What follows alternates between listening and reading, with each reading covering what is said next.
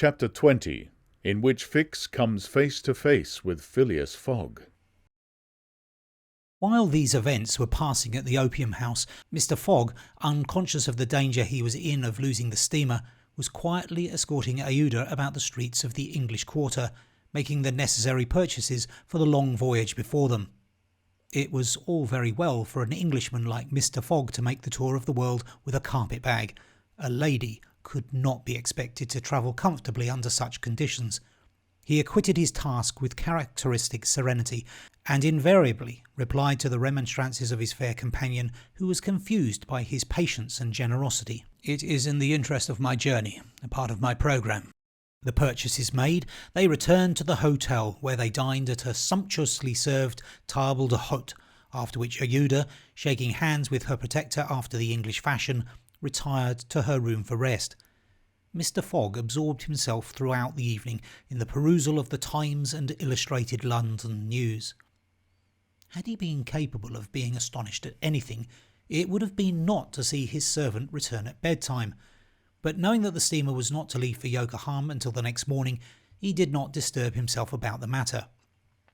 When Passepartout did not appear the next morning to answer his master's bell, Mr. Fogg, not betraying the least vexation, contented himself with taking his carpet-bag, calling Aouda, and sending for a palanquin. It was then 8 o'clock.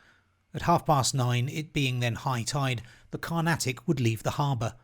Mr. Fogg and Aouda got into the palanquin, their luggage being brought after on a wheelbarrow, and half an hour later stepped upon the quay whence they were to embark. Mr. Fogg then learned that the Carnatic had sailed the evening before. He had expected to find not only the steamer but his domestic, and was forced to give up both. But no sign of disappointment appeared on his face, and he merely remarked to Aouda, "It is an accident, madam, nothing more." At this moment, a man who had been observing him attentively approached. It was Fix, who, bowing, addressed Mr. Fogg. "Were you not, like me, sir, a passenger by the Rangoon, which arrived yesterday?" "I was, sir," replied Mr. Fogg coldly, "but I have not the honour." "Pardon me, I thought I should find your servant here." "Do you know where he is, sir?" asked Aouda anxiously. "What?" responded Fix, feigning surprise. "Is he not with you?" "No," said Aouda. "he has not made his appearance since yesterday. Could he have gone on board the Carnatic without us?" "Without you, madam?" answered the detective. "Excuse me, did you intend to sail in the Carnatic?" "Yes, sir." "So did I, madam, and I'm excessively disappointed. The Carnatic, its repairs being completed, left Hong Kong 12 hours before the stated time, without any notice being given, and we must now wait a week for another steamer." As he said "a week," Fix felt his heart leap for joy. Fogg detained at Hong Kong for a week. There would be time for the warrant to arrive, and fortune at last favoured the representative of the law. His horror may be imagined when he heard Mr. Fogg say in his placid voice, "But there are other vessels besides the Carnatic, it seems to me, in the harbour of Hong Kong." And, offering his arm to Aouda, he directed his steps towards the docks in search of some craft about to start. Fix, stupefied, followed. It seemed as if he were attached to Mr. Fogg by an invisible thread. Chance, however, appeared really to have abandoned the man it had hitherto served so well. For 3 hours Phileas Fogg wandered about the docks with the determination, if necessary, to charter a vessel to carry him to Yokohama, but he could only find vessels which were loading or unloading, and which could not therefore set sail. Fix began to hope again. But Mr. Fogg, far from being discouraged, was continuing his search, resolved not to stop if he had to resort to Macao, when he was accosted by a sailor on one of the wharves. "Is your honour looking for a boat?" "Have you a boat ready to sail?" "Yes, your honour, a pilot boat, number 43, the best in the harbour." "Does she go fast?" "Between 8 and 9 knots the hour. Will you look at her?" "Yes." "Your honour will be satisfied with her. Is it for a sea excursion?"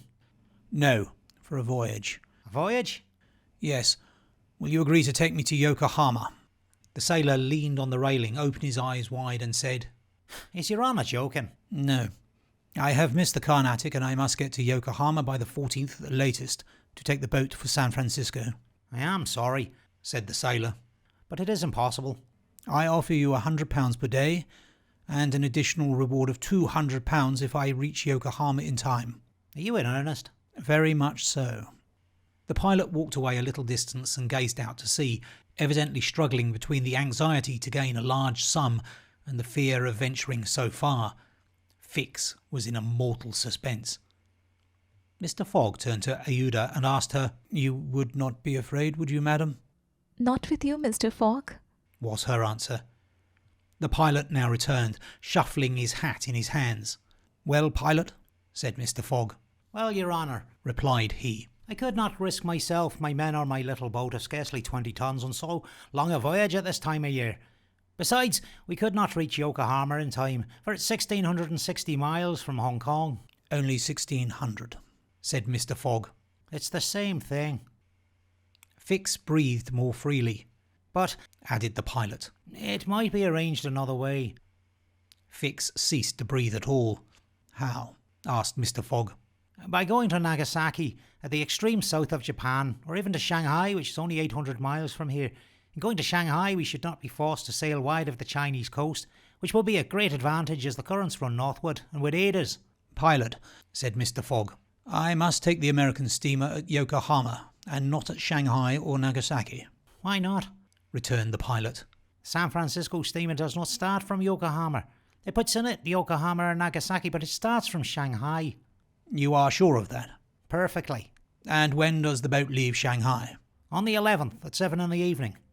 We have therefore 4 days before us, that is 96 hours, and then that time, if we had good luck and a southwest wind and the sea was calm, we could make those 800 miles to Shanghai." "And you could go?" "In an hour, as soon as provisions could be got aboard and the sails put up."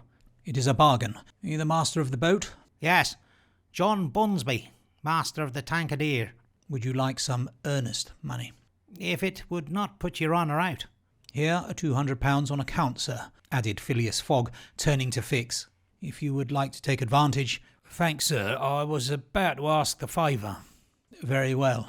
In half an hour we shall go on board." But poor Passepartout. Urged Aouda, who was much disturbed by the servant's disappearance. "I shall do all I can to find him," replied Phileas Fogg. While Fix, in a feverish, nervous state, repaired to the pilot boat, the others directed their course to the police station at Hong Kong. Phileas Fogg there gave Passepartout's description and left a sum of money to be spent in the search for him.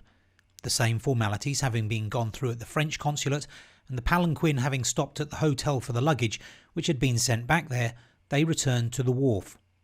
It was now 3 o'clock, and pilot boat number 43, with its crew on board and its provisions stored away, was ready for departure. The Tankadere was a neat little craft of 20 tons, as gracefully built as if she were a racing yacht. Her shining copper sheathing, her galvanised ironwork, her deck, white as ivory, betrayed the pride taken by John Bunsby in making her presentable. Her two masts leaned a trifle backward. She carried brigantine, foresail, storm jib and standing jib, and was well rigged for running before the wind, and she seemed capable of brisk speed, which, indeed, she had already proved by gaining several prizes in pilot boat races. The crew of the Tankadere was composed of John Bunsby, the master, and 4 mariners who were familiar with the Chinese seas. John Bunsby himself, a man of 45 or thereabouts, vigorous, sunburnt, with a sprightly expression of the eye and energetic and self-reliant countenance, would have inspired confidence in the most timid. Phileas Fogg and Aouda went on board, where they found Fix already installed. Below deck was a square cabin of which the walls bulged out in the form of cots above a circular divan. In the centre was a table provided with a swinging lamp. The accommodation was confined but neat. "I am sorry to have nothing better to offer you," said Mr. Fogg to Fix, who bowed without responding. The detective had a feeling akin to humiliation in profiting by the kindness of Mr. Fogg. "It's certain," thought he, "though rascal as he is a polite one." The sails and the English flag were hoisted at 10 minutes past 3. Mr. Fogg and Aouda, who was seated on deck, cast a last glance at the quay in the hope of espying Passepartout. Fix was not without his fears lest chance should direct the steps of the unfortunate servant who he had so badly treated in this direction, in which case an explanation, the reverse of satisfactory to the detective, must have ensued. But the Frenchman did not appear, and without doubt was still lying under the stupefying influence of the opium.